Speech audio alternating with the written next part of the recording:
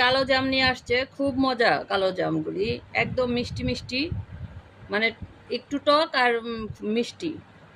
এখন অল্প কয়েকটা বাঁচাতে পেরেছি ভিডিওর জন্য আর কি। এভাবে খেতে খুব মজা লাগছে মাখানো ছাড়া। হুম, একটু লবণ দিয়ে নিব।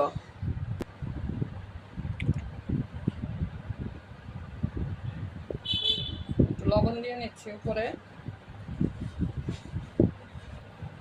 খুব মজা লাগছে কালো জামগুলি খেতে, লবণ দিয়ে খুব মজা লাগছে মাখানো ছাড়াই।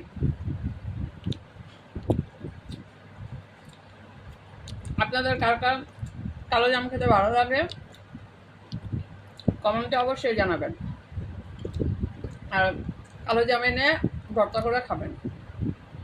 আল্লাহ হাফেজ।